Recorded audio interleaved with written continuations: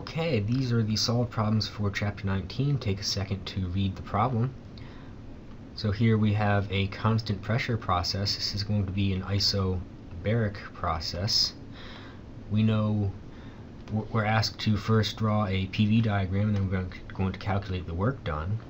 So taking a look at our standard PV diagram, we're going to have pressure on the y-axis, volume on the x-axis, and we're going to go from point 1, it's going to go over to point 2 at a constant pressure. So the PV diagram is simply going to look like this.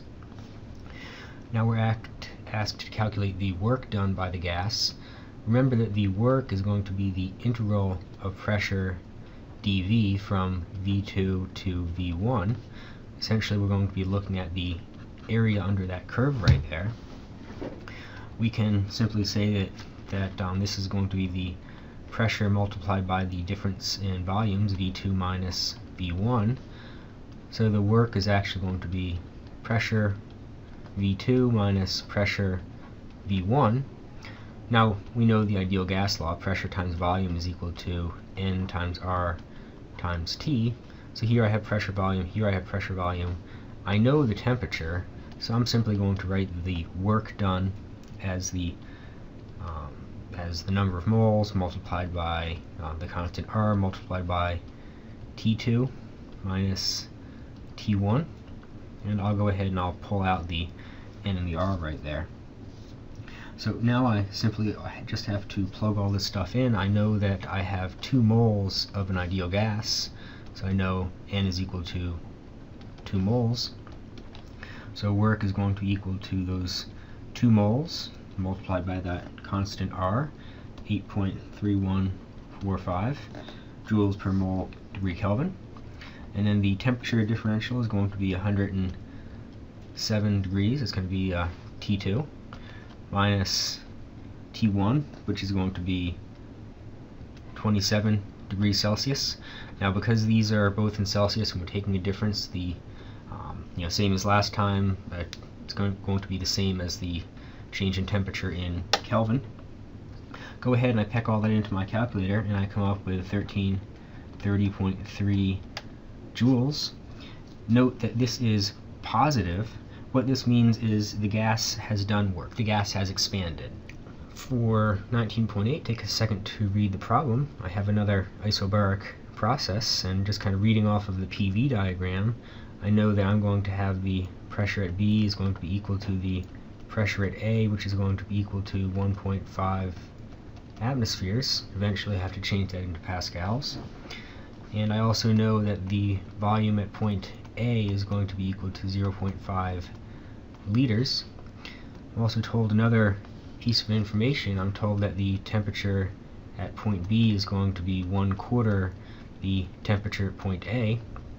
Now I'm asked first to say what is the volume at B. This is going to be part A right here. What is the volume of the gas occupied at point B? So let me just go ahead and write the ideal gas law. PV is equal to N times R times T, constant pressure. So I can rewrite this equation to say volume divided by temperature is going to be equal to N, a constant, R, a constant, and now P is going to be a constant for this particular problem. So all this stuff is going to be equal to a constant.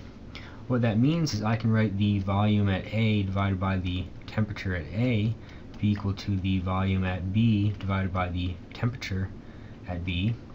I'm interested in the volume at B, so I say multiply both sides by temperature at B. So the volume at B is going to be equal to the volume at A multiplied by the temperature at B divided by the temperature at A. I know that the volume at A is going to be 0.5 liters. I'll just leave it in liters for a second right here.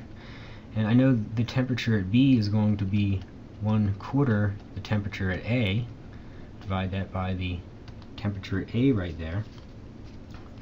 And so I'm going to say, okay, these temperature at A's are going to cancel out, so my volume at B is just going to be 1/4 of 0.5, so my volume at B is going to be 0.125 liters. So that's going to be my volume at part B. So now for part B, how many joules of work was done by this process? We know that work is going to be equal to the pressure multiplied by the change in volume for an isobaric process. I have my pressure, it's in atmospheres, I need to convert that over. My change in volume is going to be my volume at B minus the volume at A, so it's going to be 0.125 minus 0.5, this is going to be in liters, so negative 0.375 liters. So my change in volume is going to be negative 0.375 times 10 to the minus 3 cubic meters. I need to work everything in cubic meters and pascals for the answer and work to come out in joules. So I simply converted liters to cubic meters here by tacking on a 10 to the minus 3. And the pressure, pretty much the same thing. I'm going to say that the pressure is going to be 1.5 atmospheres, and I know that in 1 atmosphere there's going to be 1.013 times 10 to the 5th pascals. So my pressure is then going to be 1.5195 times 10 to the 5th pascals, just kind of pecking that in there. So at the end of the day, my work is going to be equal to just the multiplication of those two, 1.5195 times 10 to the 5th, that's going to be in pascals.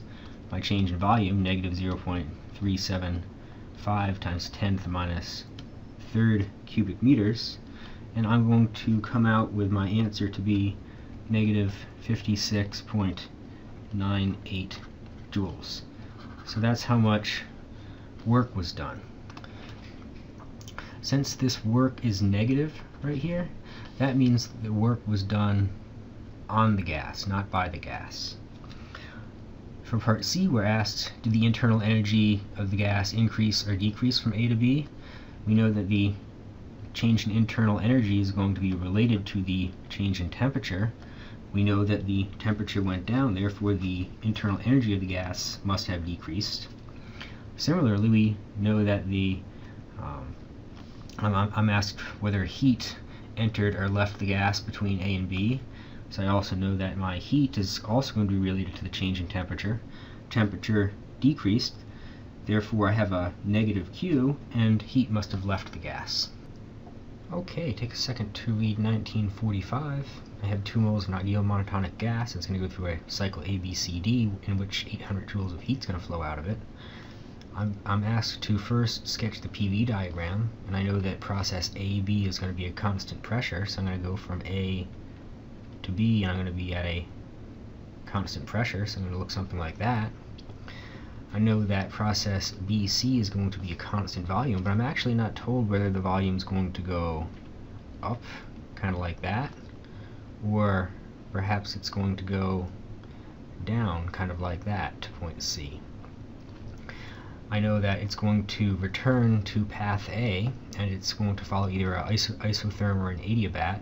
Because the temperatures are different, it's probably going to follow an adiabat, but I don't really need that piece of information. So it's going to follow a path either like that or like that. Now I got to pick which PV diagram I want to take. I know that 800 joules of heat is going to flow out of the gas, and in this cycle it's going to return to its initial position, so I know that the change in internal energy is going to be equal to 0, therefore the Q total must equal the work done. In process number 1, the work is going to be negative. In this one right over here, the work is going to be positive. And I know that the heat flows out of the gas, therefore I want to choose this PV diagram. This PV diagram is not going to describe the process that I'm interested in. Now for part B, I'm asked for what is the work in the process CA. Well, I know that the total work of the system is going to be negative 800 joules. The negative again is because it leaves the system. And I know that this must be equal to the work from process AB plus the work done in process BC plus the work done in process CA, and really this is the one that I'm interested in. So let's first say, well, let's look at the work done in process BC. I know that going from B to C, it's going to be a constant volume. Constant volume, change in volume, is going to be equal to 0. Therefore, the work BC is going to be equal to 0. Let's take a look at AB right here. So the work from AB is simply going to be the pressure multiplied by the change in volume. Now, we can use the ideal gas law to say that this is going to also be N times R times the temperature at point B minus the temperature at point A. Go ahead and I say, okay, this is going to be equal to my 2 moles of gas, my 8.315. Temperature at B is going to be 300 degrees Kelvin minus temperature A, 200 degrees Kelvin. Go ahead and I type all that in, and I'm going to get 1663 joules. So all I need to do now is say that my work from CA is going to be equal to the total work minus the work done from AB, or negative 800 joules minus 1663 joules. So at the end of the day, the work done in process CA is going to be negative 2463 joules. Okay, take a second to read 1948. We have a nice pretty little PV diagram, and we're going to do some calculations using it. You can kind of see highlighted over here in the black box, I've just read some values of volume and pressure off of this PV diagram. We know from A to B it's going to be constant pressure in isobaric process. From B to C it's going to be constant volume, isochoric. And we're told that from C to A is going to be isothermal, so constant temperature. We also know that this is going to be ideal helium gas. Helium gas is going to be monotonic, so we know that CV is going to be equal to 3R divided by 2. So the first thing that I'm asked to do is find the pressure at point A. That's what I'm interested in. Pressure A is going to be equal to what? Well, I know from C to A the temperature is going to be constant. The temperature at C is going to be equal to the temperature at A. So if I go ahead and write pressure volume at A, that's going to be equal to N times R times T at A, which is also going to be equal to N times R times T at C, which is going to be equal to the pressure at C multiplied by the volume at C. So the pressure at A, therefore, must be equal to the pressure at C, volume at C, divided by the volume at A. I know the volume at A, the volume at C, and the pressure at C. So the pressure at C is going to be 2 times 10 to the 5th pascals. Volume at C is going to be 0.04 cubic meters. The volume at A is going to be 0.01 meters, if I write that one down, 0.01. Therefore, the pressure at A, we're just going to go ahead and calculate that out, is going to be equal to 8 times 10 to the 5th pascals. So now we have the pressure at A. Now for part B, we're asked to find the temperature at A, B, and C. Finding the temperature at A is going to be pretty easy. We're just going to write the ideal gas law. Temperature at A is going to be the pressure at A multiplied by the volume at A divided by the number of moles and the gas constant, where we've gone ahead and we solved for the pressure at A, 8 times 10 to the 5th pascals. We know the volume at A from the PV chart, 0.01.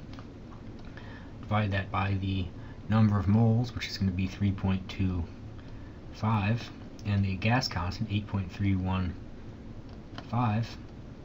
We go ahead and we calculate that out, and we're going to get 296 Kelvin. That's going to be the temperature at A, and that's also going to be equal to the temperature at C. So I've gotten 2 for 1 here. Now all that's left is to solve for the temperature at B, and one thing that I know is that's going to be equal to the pressure at B, volume at B divided by number of moles and the gas constant.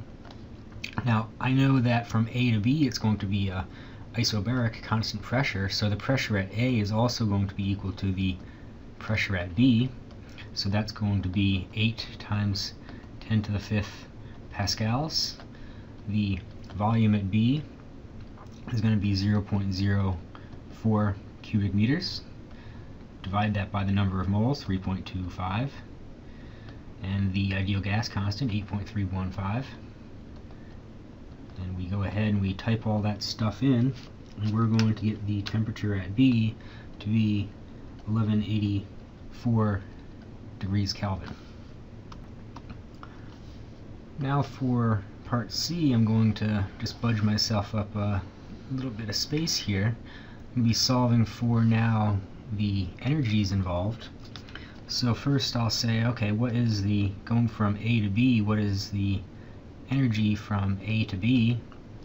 Well, this is going to be a constant pressure process, so that's going to be the number of moles multiplied by the specific heat for constant pressure processes and the change in temperature. Now, one thing that I know is that this Cp is going to be equal to Cv plus R, so that's actually just going to be 5R divided by 2. I know Cv is going to be 3/2 R because we have a monotonic gas.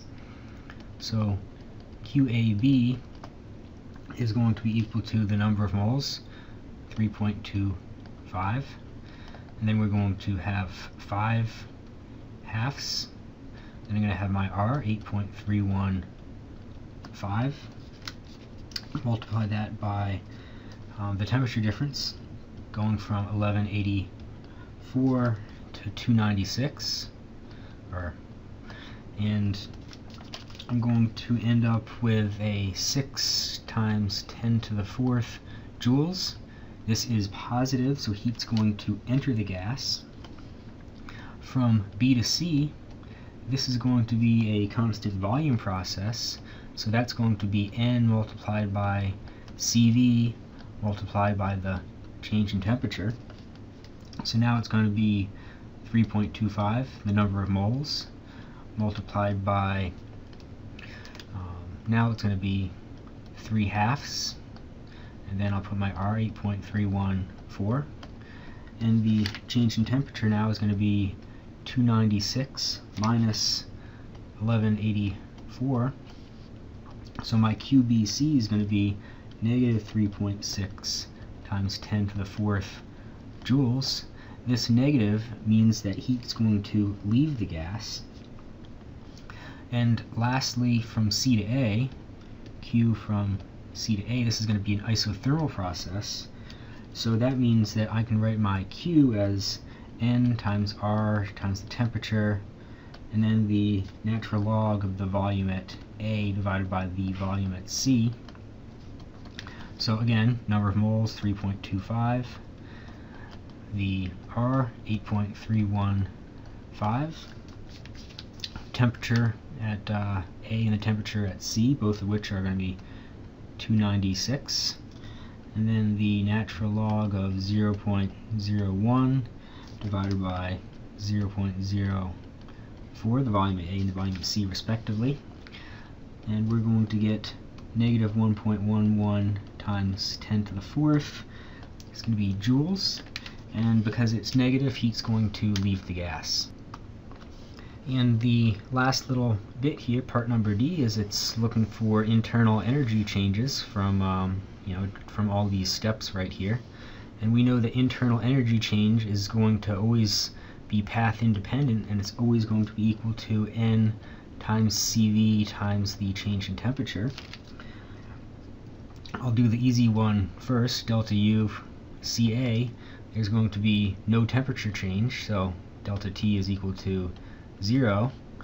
Therefore, the change in internal energy must also be equal to 0 from C to A.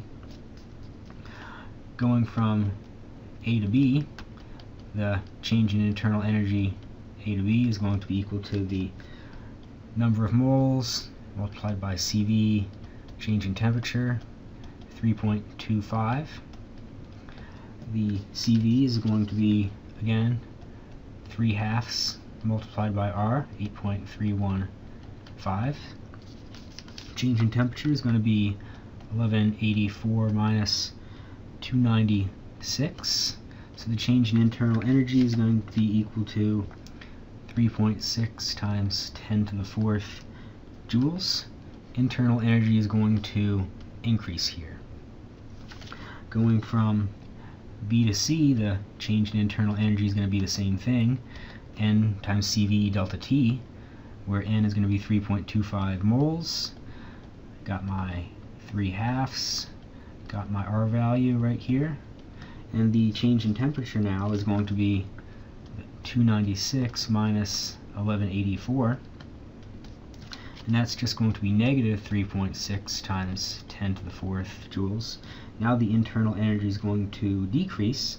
This is a closed path, so you would expect, the change in internal energy to be equal to 0. Therefore, from B to C is going to be just the negative from A to B, because C to A is going to be have no internal energy change.